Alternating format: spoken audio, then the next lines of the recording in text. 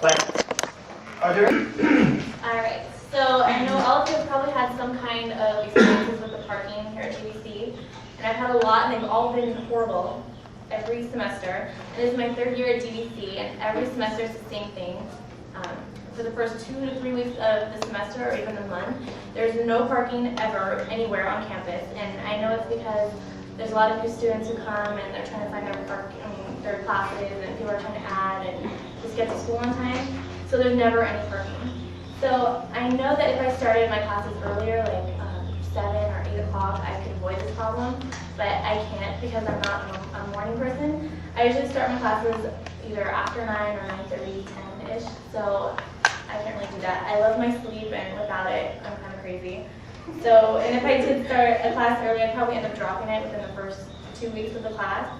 So one time, a while back, it was the beginning of the semester, and I was going to my chemistry class, and it was over by the chemistry area, and I was looking for my parking, and I was looking for like half an hour, and I couldn't find anything. So I was desperate. My teacher was psycho about attendance and being on time. So I remember that there's residential parking over by College Park, and I know you're not supposed to park there. So I drove over there. I was trying to park really deep in the street so they wouldn't know I was a student, and I wouldn't get a parking ticket. So I walked what seemed like 5 miles to my class, and I finally got there. I went throughout my whole day, and then I took my journey back to my car. And of course, there's a little ticket on my car window shield, and it was like 20 bucks.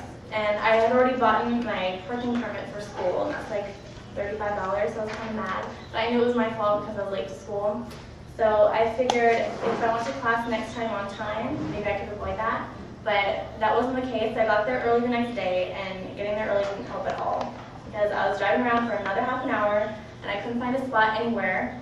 So I thought to myself, if there's no spot for me here, then maybe DVC doesn't want me here. So I just left it. And that was probably really stupid. I didn't go to any of my classes that day, and I ended up having a test or a quiz in my chemistry class that I couldn't make up. So I was just thinking, I'm paying $35 every semester for parking, and I think it should at least guarantee me a spot somewhere on campus. I don't care where it is, just a spot to park.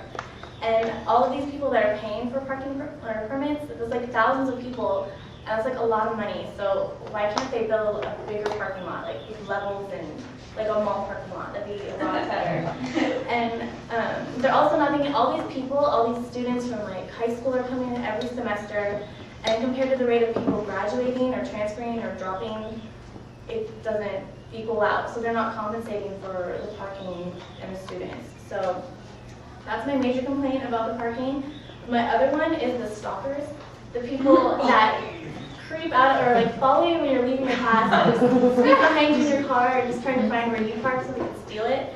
I think it's really creepy. I don't come to school to be followed or stalked. So, and I understand people do that because there is no parking, but I couldn't do that. I couldn't just wait for someone and follow them to their spot. And I tried it, but it just wasn't for me. I don't like doing that. So. To sum up, I hate parking here. If I could afford it, I'd probably take a cab every day to school and just avoid that every situation with parking. So